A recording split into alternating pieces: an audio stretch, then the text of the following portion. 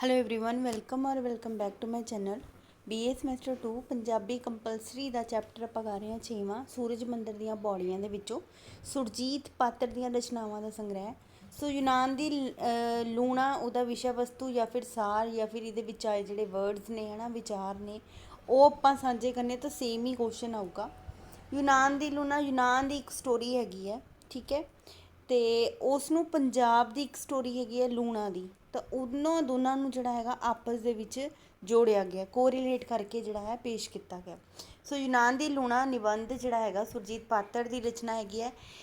ਇਸ ਨਿਬੰਧ ਦਾ ਵਿਸ਼ਾ ਜਿਹੜਾ ਹੈਗਾ ਲੇਖਕ ਦੁਆਰਾ ਫਰਾਂਸੀਸੀ ਨਾਟਕਕਾਰ ਰੇਸੀਨ ਦੇ ਯੂਨਾਨੀ ਮਿੱਥ ਅਤੇ ਆਧਾਰਿਤ ਨਾਟਕ ਫੀਦਰਾ ਦਾ ਰੂਪਾਂਤਰਨ ਜਿਹੜਾ ਹੈਗਾ ਕਰਦੇ ਆ। ਨਾਟਕ ਦੀ ਜਿਹੜੀ ਨਾਇਕਾ ਹੈਗੀ ਹੈ, ਹੀਰੋਇਨ ਹੈਗੀ ਹੈ ਫੀਦਰਾ, ਉਹਦੇ ਕਰੈਕਟਰ ਨੂੰ ਸਮਝਣ ਲਈ ਇਸਦੀ ਮੂਲ ਕਥਾ ਅਤੇ ਆਧਾਰਿਤ ਪਿਛਲੇ 24-2500 ਸਾਲਾਂ ਦੇ ਵਿੱਚ ਯੂਨਾਨੀ ਨਾਟਕਕਾਰ ਯੂਰੀਪਿਡਸ ਤੋਂ ਲੈ ਕੇ ਰੋਮਨ ਸੈਨਿਕਾਂ ਅਤੇ ਫਿਰ 1777 ਦੇ ਵਿੱਚ ਜਿਹੜਾ ਹੈ ਫਰਾਂਸੀਸੀ ਨਾਟਕਕਾਰ ਰੇਸਿਨ ਦੇ ਦੁਆਰਾ ਲਿਖੇ ਗਏ ਤੁਲਨਾਤਮਕ ਨਾਟਕਾਂ ਦਾ ਅਧਿਐਨ ਕੀਤਾ।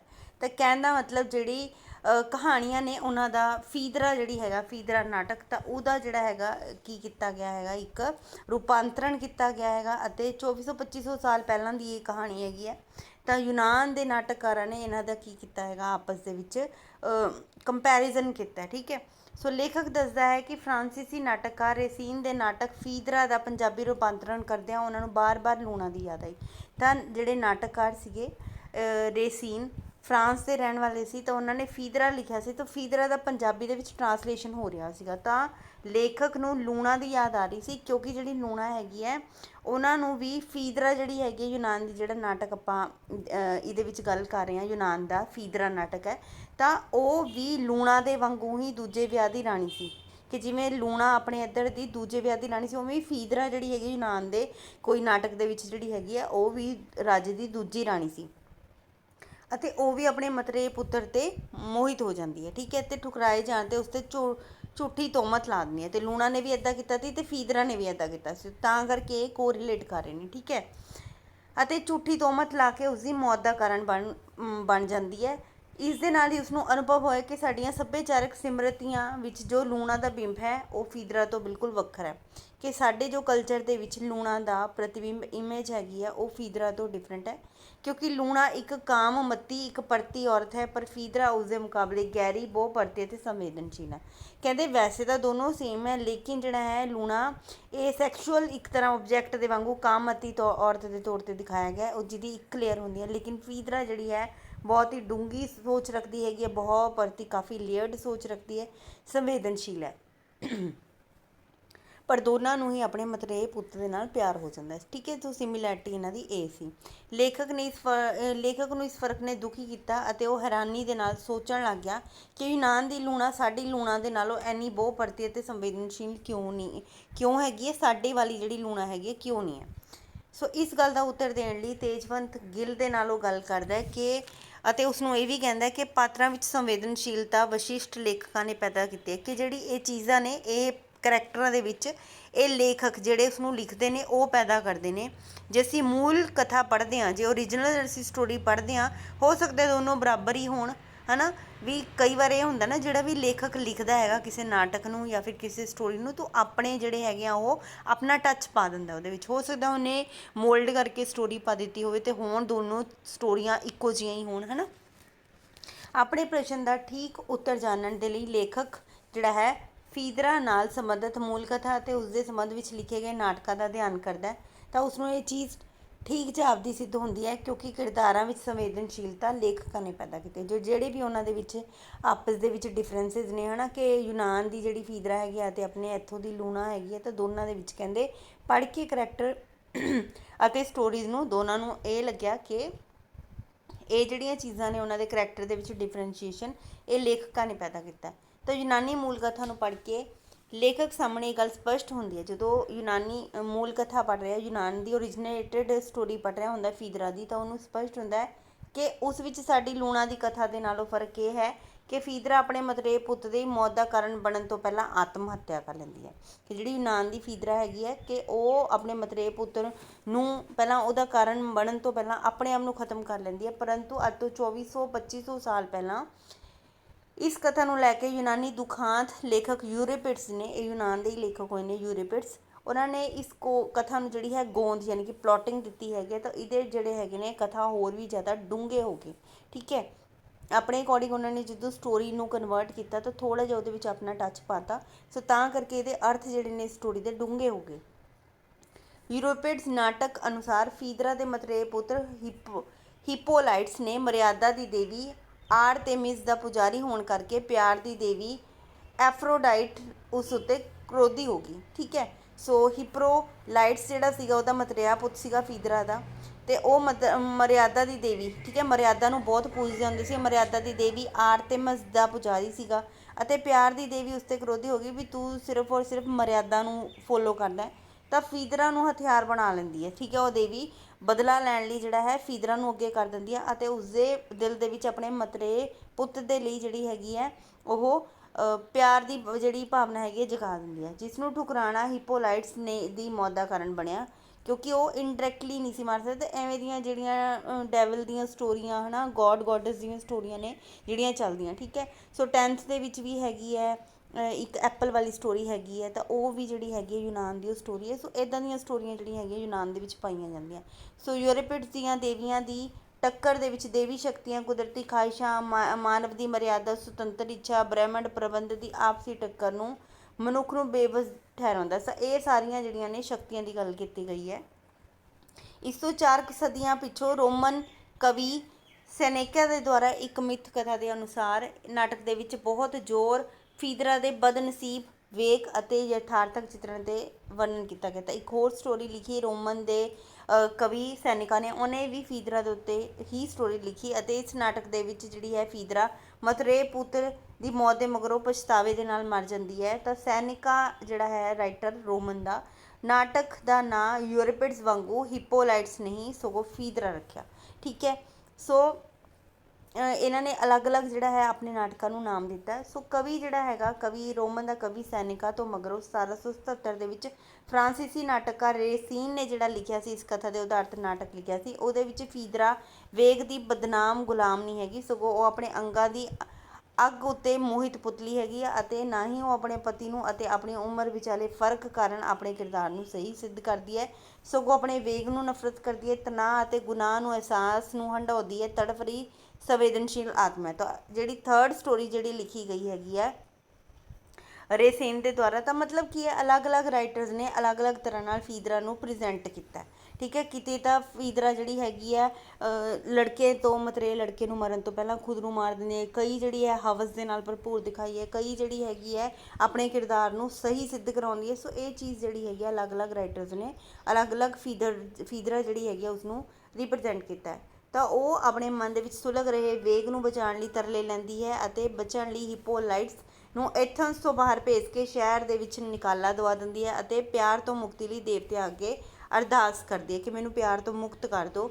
ਅਤੇ ਹਿਪੋਲਾਈਟਸ ਅੱਗੇ ਵੀ ਪਿਆਰ ਦਾ ਅਹਿਸਾਸ ਆਪਣੇ ਪਤੀ ਦੀ ਕਿਸੇ ਦੂਰ ਦੀ ਮੁਹਿੰਮ ਵਿੱਚ ਮੌਤ ਦੀ ਖਬਰ ਪ੍ਰਾਪਤ ਕਰਨ ਪਿੱਛੋਂ ਕਰਦੀ ਹੈ ਕਿ ਉਹਨੂੰ ਆਪਣੇ ਹਿਪੋਲਾਈਟਸ ਨਾਲ ਪਿਆਰ ਹੋ ਗਿਆ। ਠੀਕ ਹੈ, ਸੋ ਇਹ ਖਬਰ ਝੂਠੀ ਨਿਕਲੀ ਹੈ ਤਾਂ ਉਹ ਆਪਣੇ ਪਿਆਰ ਦਾ ਇਜ਼ਹਾਰ ਕਰਦੇ ਆਪਣੇ ਆਪ ਨੂੰ ਪਾਗਲ ਕਹਿੰਦੀ ਹੈ ਅਤੇ ਹਿਪੋਲਾਈਟਸ ਉਹਦੇ ਪਿਆਰ ਨੂੰ ਠੁਕਰਾ ਦਿੰਦਾ ਹੈ। ਤਾਂ ਵੀ ਉਹ ਕ੍ਰੋਧ 'ਚ ਨਹੀਂ ਆਉਂਦੀ ਅਤੇ ਸਮਝਦੀ ਹੈ ਕਿ ਹਿਪੋਲਾਈਟਸ ਜਿਹੜਾ ਹੈ ਔਰਤ ਮਰਦ ਦੇ ਪਿਆਰ ਤੋਂ ਵਾਕਿਫ ਨਹੀਂ ਹੈ। ਪਰ ਜਦੋਂ ਉਸਨੂੰ ਪਤਾ ਲੱਗਦਾ ਕਿ ਉਹ ਸ਼ਹਿਜ਼ਾਦੀ ਆਰਸੀਆ ਨੂੰ ਪਿਆਰ ਕਰਦਾ ਹੈ ਤਾਂ ਉਹ ਈਰਖਾ, ਨਫ਼ਰਤ ਅਤੇ ਕ੍ਰੋਧ ਨਾਲ ਭਰ ਜਾਂਦੀ ਹੈ, ਉਹ 'ਤੇ ਝੂਠੀ ਤੋਹਮਤ ਲਾਉਂਦੀ ਹੈ ਅਤੇ ਹਿਪੋਲਾਈਟਸ ਪਿਤਾ ਦੇ ਸ਼ਰਾਪ ਕਾਰਨ ਆਪਣੇ ਘੋੜਿਆਂ ਤੋਂ ਹੀ ਗਿਰ ਕੇ ਜਿਹੜਾ ਹੈ ਉਹਨਾਂ ਦੇ ਪੈਰਾਂ ਹੇਠਾਂ ਮਿਧਿਆ ਜਾਂਦਾ ਹੈਗਾ ਅਤੇ ਉਸਦਾ ਮਰ ਜਾਂਦਾ ਹੈਗਾ। ਅਤੇ ਉਹਦੀ ਖਬਰ ਸੁਣ ਕੇ ਫੀਦਰਾ ਜ਼ਹਿਰ ਪੀ ਲੈਂਦੀ ਹੈ ਅਤੇ ਪਤੀ ਸਾਹਮਣੇ ਆਪਣਾ ਦੋਸ਼ ਕਬੂਲ ਕਰਦੀ ਹੈ, ਆਪਣੇ ਆਪ ਨੂੰ ਕੋਸਦੀ ਹੈ। ਤਾਂ ਇਹ ਵਾਲੀ ਸਟੋਰੀ ਦੇ ਵਿੱਚ ਜਿਹੜੀ ਹੈਗੀ ਫੀਦਰਾ ਦਾ ਅਲੱਗ ਕਰੈਕਟਰ ਜਿਹੜਾ ਦਿਖਾਇਆ ਗਿਆ, ਤਾਂ ਰੋਮਨ ਦੇ ਵਿੱਚ ਅਲੱਗ ਦਿਖਾਇਆ ਗਿਆ, ਯੂਨਾਨ ਦੇ ਵਿੱਚ ਅਲੱਗ ਦਿਖਾਇਆ ਗਿਆ।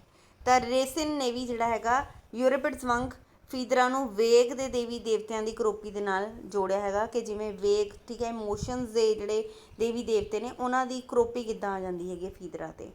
ਸੋ ਇਸ ਨਿਬੰਧ ਦਾ ਵਿਸ਼ਾ ਵਸਤੂ ਇਸ ਤੱਥ ਨੂੰ ਪੇਸ਼ ਕਰਨਾ ਹੈ ਕਿ ਚਰਿੱਤਰ ਚਿੱਤਰਨ ਵਿੱਚ ਸੰਵੇਦਨਸ਼ੀਲਤਾ ਵੱਖ-ਵੱਖ ਵਿਸ਼ਿਸ਼ਟ ਲਿਖਾਰੀਆਂ ਨੇ ਪੈਦਾ ਕੀਤੀ ਹੈ। ਮਤਲਬ ਵੱਖ-ਵੱਖ ਲੇਖਕ ਜਿਹੜੇ ਨੇ ਇਮੋਸ਼ਨਲ ਚੀਜ਼ਾਂ ਨੂੰ ਅਲੱਗ-ਅਲੱਗ ਤਰ੍ਹਾਂ ਨਾਲ ਪੇਸ਼ ਕਰਦੇ ਨੇ ਅਤੇ ਜਿਵੇਂ ਬੁੱਧ ਦਾ ਸਟੈਚੂ ਹੁੰਦਾ ਉਹਦੇ ਚਿਹਰੇ 'ਤੇ ਜੋ ਵੀ ਕੋਮਲਤਾ ਅਤੇ ਬਰੀਕੀ ਹੈਗੀ ਹੈ ਉਸ ਦਾ ਕਾਰਨ ਇਹ ਹੈ ਕਿ ਬਹੁਤ ਸਾਰੇ ਕਲਾਕਾਰ ਜਿਹੜੇ ਨੇ ਬੁੱਧ ਦੀ ਮੂਰਤੀ ਨੂੰ ਬਣਾਉਂਦੇ ਨੇ, ਤਾਂ ਅਲੱਗ-ਅਲੱਗ ਤਰ੍ਹਾਂ ਨਾਲ ਮੂਰਤੀ ਬਣਾਉਂਦੇ ਨੇ। ਹੁਣ ਆਪਾਂ ਗੁਰੂ ਨਾਨਕ ਦੇਵ ਜੀ ਦੀ ਤਸਵੀਰ ਦੇਖਦੇ ਹਾਂ, ਅਲੱਗ-ਅਲੱਗ ਜਿਹੜੇ ਰਾਈਟਰ, ਅਲੱਗ-ਅਲੱਗ ਪੇਂਟਰਸ ਨੇ, ਅਲੱਗ-ਅਲੱਗ ਤਰ੍ਹਾਂ ਨਾਲ ਉਹਨਾਂ ਦੀ ਜਿਹੜੀ ਹੈਗੀ ਹੈ ਫੋਟੋ ਬਣਾਉਂਦੇ ਨੇ, ਹੈ ਨਾ। ਸਭ ਦੇ ਅਲੱਗ-ਅਲੱਗ ਇਮੋਸ਼ਨਸ ਹੁੰਦੇ ਨੇ ਉਹਨਾਂ ਨਾਲ ਜੁੜੇ ਹੋਏ, ਕੋਈ ਕਿਵੇਂ ਦੇਖਦਾ, ਕੋਈ ਕਿਵੇਂ ਦੇਖਦਾ।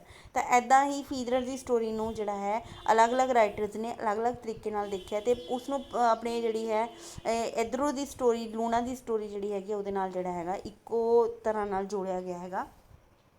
ਅਤੇ ਕੁਝ ਇਹਨਾਂ ਦੇ 'ਚ ਡਿਫਰੈਂਸ ਨੇ, ਕੁਝ ਇਹਨਾਂ 'ਚ ਸਿਮਿਲੈਰਿਟੀਜ਼ ਨੇ। ਤਾਂ ਇਸ ਨਿਬੰਧ ਦੇ ਵਿਸ਼ੇ ਦੇ ਵਿੱਚ ਲੇਖਕ ਇਹ ਵੀ ਦੱਸਦਾ ਕਿ ਉਸਨੇ ਰੇਸਨ ਦੇ ਨਾਟਕ ਦਾ ਪੰਜਾਬੀ ਰੂਪਾਂਤਰਣ ਕਰਦੇ ਸਮੇਂ ਯੂਨਾਨੀ ਦੇਵੀ ਦੇਵਤਿਆਂ ਦੀ ਥਾਂ 'ਤੇ ਪੰਜ ਤੱਤ ਯੂਜ਼ ਕੀਤੇ ਨੇ: ਮਿੱਟੀ, ਪੌਣ, ਪਾਣੀ, ਅੱਗ ਅਤੇ ਆਕਾਸ਼ ਨੂੰ ਸ਼ਾਮਿਲ ਕੀਤਾ, ਅਤੇ ਅੰਤ ਦੇ ਵਿੱਚ ਇੱਕ ਕੋਰਸ ਗੀਤ ਵੀ ਸ਼ਾਮਿਲ ਕੀਤਾ। ਸੋ ਇਹ ਜਿਹੜੀ ਕਵਿਤਾ ਹੈਗੀ ਇਹ ਜਿਹੜਾ ਨਿਬੰਧ ਹੈਗਾ, ਇਸ ਦਾ ਵਿਸ਼ਾ ਮੌਲਿਕ ਰਚਨਾਤਮਕ ਖੋਜਮੁਖੀ ਗਿਆਨ ਵਧਾਊ ਹੈ। ਬਿਕੋਜ਼ ਬਹੁਤ ਸਾਰੀਆਂ ਸਟੋਰੀਆਂ ਜਿਹੜੀਆਂ ਹੈ ਫੀਦਰਾ ਦੇ ਉੱਤੇ ਨੇ, ਅਲੱਗ-ਅਲੱਗ ਦੇਸ਼ਾਂ ਦੇ ਵਿੱਚ ਉਹਦਾ ਜ਼ਿਕਰ ਕੀਤਾ ਗਿਆ। ਇਹ ਆਤਮ ਛੋਹ ਦੇ ਨਾਲ ਭਰਪੂਰ ਹੈਗਾ, ਬਹੁਤ ਹੀ ਜ਼ਿਆਦਾ ਇੰਟਰਸਟਿੰਗ ਜਿਹੜੀ ਹੈਗੀ ਹੈ ਇਹ ਨਿਬੰਧ ਹੈ। ਸੋ ਯੂਨਾਨ ਦੀ ਲੂਣਾ ਨਿਬੰਧ ਦਾ ਵਿਸ਼ਾ ਵਸਤੂ ਕੀ ਹੈਗਾ? ਇਸ ਦਾ ਵਿਸ਼ਾ ਵਸਤੂ ਹੈਗਾ ਫਰਾਂਸੀਸੀ ਨਾਟਕਕਾਰ ਰੇਸਿਨ ਦੇ ਯੂਨਾਨੀ ਮਿੱਥ ਕਥਾ ਜਿਹੜੀ ਹੈਗੀ ਹੈ, ਮਿੱਥ ਕਥਾ ਉਹਨਾਂ ਨੇ ਲਿਖੀ ਸੀ ਫੀਦਰਾ।